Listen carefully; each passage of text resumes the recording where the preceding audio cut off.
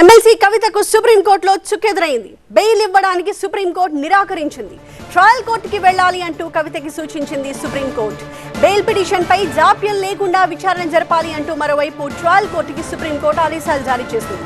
అయితే ఈ పిటిషన్లో లేవనెత్తిన ఇతర అంశాలపై విచారణకు మాత్రం ధర్మాసనం అంగీకరించింది.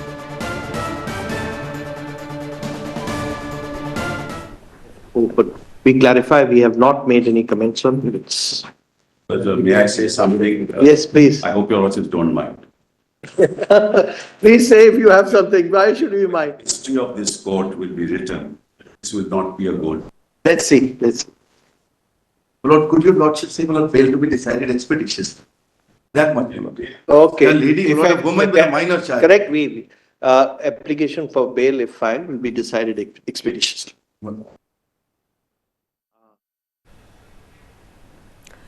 సుప్రీంకోర్టులో కవిత బెయిల్ పిటిషన్ కి సంబంధించిన ప్రొసీడింగ్స్ ని మనం చూస్తూ ఉన్నాము. అయితే ఈ బెయిల్ పిటిషన్ పై సుప్రీంకోర్టు కీలకమైన ఆదేశాలు ఇచ్చింది. బెయిల్ ఇవ్వడానికి సుప్రీంకోర్టు నిరాకరించింది. అయితే ట్రయల్ కోర్టుకి వెళ్ళాలి అంటూ ఈ సందర్భంగా కవిత తరపు లాయర్లకు సూచించింది సుప్రీంకోర్టు. మరొక వైపు బెయిల్ పిటిషన్ పై ఎలాంటి జాప్యం లేకుండా వెంటనే విచారణ చేయాలి అంటూ ట్రయల్ కోర్టుకి కూడా సుప్రీంకోర్టు ఆదేశాలు జారీ చేసింది. మరొక వైపు పిటిషన్లో లేవనెత్తిన ఇతర అంశాలపై విచారణకు మాత్రం ధర్మాసనం అంగీకరించింది. మా అసోసియేట్ ఎడిటర్ మహాత్మా ఢిల్లీ నుంచి తాజా అప్డేట్స్ తో సిద్ధంగా ఉన్నారు.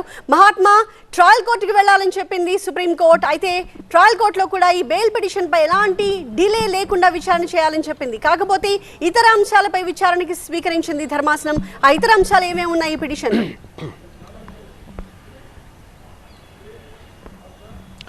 కవిత దాఖలు చేసిన పిటిషన్లో రాజ్యాంగబద్ధతకి సంబంధించిన అంశాలను ఆమె పొందుపరిచారు.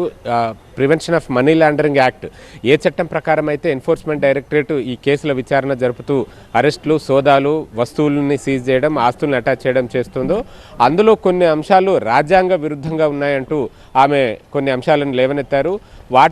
వాటిని సవాల్ చేస్తూ తన అరెస్టు ఈ పరంగా చట్టబద్ధం కాదు, రాజ్యాంగబద్ధం కాదు, తనకు బెయిల్ ఇవ్వాలి అని చెప్పి కోరుతూ ఆ పిటిషన్ ఆమె దాఖలు చేశారు. అయితే ఈ బెయిల్ అంశం ఏదైతే ఉందో అది ప్రొసీజర్ ప్రకారం అయితే ముందు ట్రయల్ కోర్టు నుంచే ప్రారంభం కావాల్సి ఉంటుంది. ట్రయల్ కోర్టులో ఒకవేళ బెయిల్ రిజెక్ట్ అయితే తర్వాత హైకోర్టుకు వెళ్ళాలి. హైకోర్టులో నిరాకరించినప్పుడు మాత్రమే సుప్రీంకోర్టుకి రావాల్సి ఉంటుంది. అంతే తప్ప నేరుగా సుప్రీంకోర్టుకి బెయిల్ కోసం రావడం కుదరదు అంటూ ఆ త్రిసభ్య ధర్మాసనం తేల్చి చెప్పింది. ఇకపోతే ఆ పిటిషన్లో లేవనెత్తిన ఈ రాజ్యాంగపరమైన అంశాలు ఏవైతే ఉన్నాయో దాదాపు ఇదే తరహా అభిప్రాయాలతోటి, అభ్యంతరాలతోటి గతంలోనూ కొన్ని పిటిషన్లు దాఖలయ్యాయి.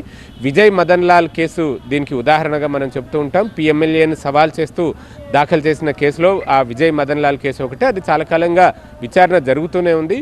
ఆ కేసుకు ఇప్పుడు కవిత కేసుని ట్యాగ్ చేసి 6 వారాల పాటు సమయం ఇచ్చారు. 6 వారాల్లోగా ప్రతివాదులుగా ఉన్న ఎన్ఫోర్స్మెంట్ డైరెక్టరేటు ఇంకా ప్రతివాదులుగా కేంద్ర ప్రభుత్వాన్ని జాయిన్ చేస్తే కేంద్ర ప్రభుత్వం ఎవరైతే ఉంటారో వారంతా కూడా కౌంటర్ అఫిడవిట్లు దాఖలు చేయాల్సి ఉంటుంది.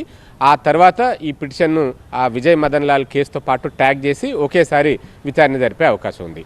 ఈలోగా ఆమెకు సుప్రీంకోర్టులో కోరుకున్న రిలీఫ్ అయితే దొరకలేదు. బెయిల్ని ఆశ్రయించి ఆమె సుప్రీంకోర్టును అప్రోచ్ అయ్యారు. కానీ బెయిల్ ఇచ్చేందుకు సుప్రీంకోర్టు నిరాకరించింది. బెయిల్ కోసం మీరు ప్రయత్నాలు ట్రయల్ కోర్టులోనే చేసుకోవాలి అని చెప్పింది.